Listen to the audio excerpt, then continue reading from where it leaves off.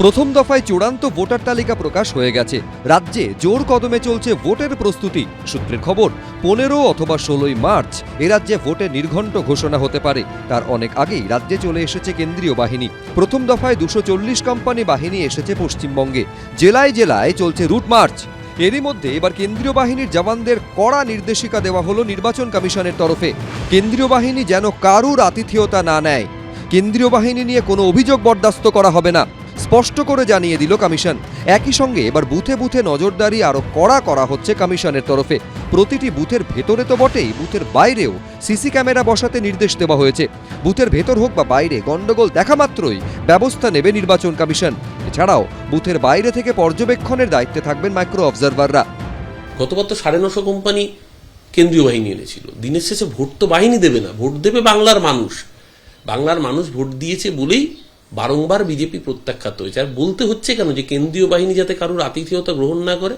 তার মানে কি কেন্দ্রীয় বাহিনীর উপর সংশয় প্রকাশ করছে যে কেন্দ্রীয় বাহিনী এসে এখানে আতিথেয়তা গ্রহণ করে কেন্দ্রীয় বাহিনী ম্যানিপুলেট হয়ে যায়? তাহলে তো ভয়ঙ্কর। তাহলে তো অবিলম্বে সবার আগে স্বরাষ্ট্রমন্ত্রী অমিত শাহকে পদত্যাগ করতে বলা উচিত। ভারতবর্ষের অন্যান্য রাজ্যে তথাকথিত জঙ্গল রাজত্ব হিসেবে যাদেরকে চিহ্নিত করা হতো, সেখানেও রাজনীতি যখন হিংসামুক্ত হয়েছে, রক্তমুক্ত হয়েছে, তখন পশ্চিমবঙ্গের রাজনীতি এর থেকে বাইরে আসতে পারেনি। ফলে স্বাভাবিকভাবেই নির্বাচন কমিশনের এই সিদ্ধান্তগুলো স্বাগত জানানো শুধু নয়, এটাকে কার্যকরী করতে হবে। সোমবারই রাজ্যে ভোট প্রস্তুতি খতিয়ে দেখতে ভার্চুয়াল বৈঠকে বসে জাতীয় নির্বাচন কমিশন। মুখ্য নির্বাচনী আধিকারিকের উপস্থিতিতে পুলিশ আধিকারিক, জেলা নির্বাচনী আধিকারিক ও সিএপিএফ এর নোডাল অফিসারদের নিয়ে প্রায় 5 ঘন্টা ম্যারাথন বৈঠক করেন কমিশনের আধিকারিকরা। সূত্রের খবর, সীমান্তের জেলায় বাড়তি নজরদারি নির্দেশ দেওয়া হয়েছে নির্বাচন কমিশনের তরফে। পাশাপাশি কেন্দ্রীয় বাহিনীকে বসিয়ে না রেখে যথাযথভাবে ব্যবহার করার বার্তা দেওয়া হয়েছে। এদিকে আগামী 9 মার্চ রাজ্যে আসছে নির্বাচন কমিশনের ফুল বেঞ্চ। 9 ও 10 মার্চ রাজ্য প্রশাসনের সঙ্গে বৈঠক করবে তারা। রুমা পালের রিপোর্ট, এবিপি আনন্দ। মার্চের মাঝামাঝি রাজ্যে হতে পারে ভোট ঘোষণা। তার আগে প্রথম দফায় এসআইআর এর চূড়ান্ত তালিকা প্রকাশ হয়েছে। বাদ পড়েছে 63 লক্ষের বেশি নাম। এই পরিস্থিতিতে নির্বাচন কমিশনের নজরে ইআরও, এইআরওরা। এসআইআর তালিকা প্রকাশের পর 60 লক্ষ ভোটারের নিষ্পত্তি না হওয়া নিয়ে উঠছে প্রশ্ন। সূত্রের খবর, এবার কেস টু কেস তুলে নির্বাচন কমিশনের রিপোর্ট পাঠানো হয়েছে সিইও দফতরের তরফে। একাধিক অসঙ্গতির কথা তুলে ধরা হয়েছে সিইও দফতরের পাঠানো রিপোর্টে। যেমন তুলে ধরা হয়েছে জনৈক রহমান নামে এক ভোটারের নাম, যেখানে দেখা যাচ্ছে 7 প্রজন্ম ধরে একই ঠিকানায় বাস করছে তার পরিবার, একই বুথে ভোটও দিচ্ছে, অথচ তার নাম বিবেচনাধীন হিসাবে দেখানো হয়েছে। দেখা গেছে তিনি শুনানির হাজিরা দিয়ে নথি দিলেও তা আপলোডই করা হয়নি। এই পরিস্থিতিতে পর্যবেক্ষকদের তরফে প্রশ্ন তোলা হয়েছে, কেন ইআরও, এইআরওদের বিরুদ্ধে ব্যবস্থা নেওয়া হবে না?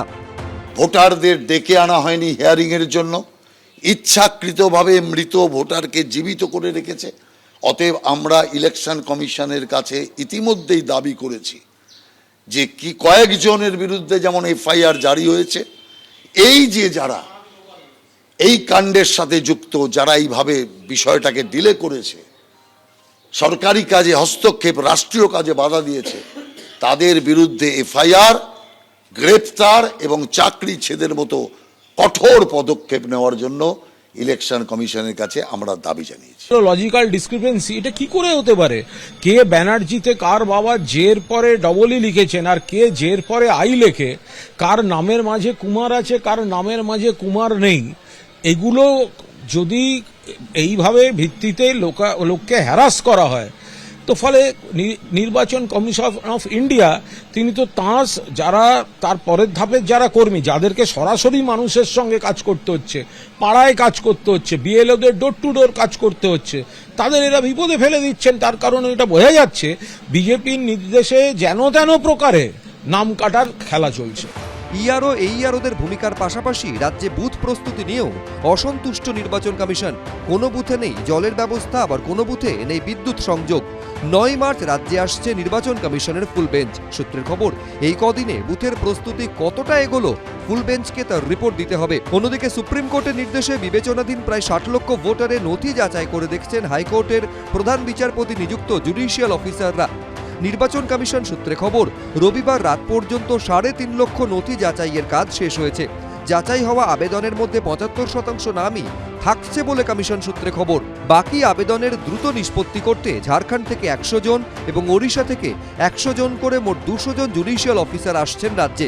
শুক্রবার রাজ্যে আসার কথা রয়েছে জুডিশিয়াল অফিসারদের। রুমা পালের রিপোর্ট, এবিপি আনন্দ। এবিপি আনন্দ, এগিয়ে থাকে, এগিয়ে রাখে।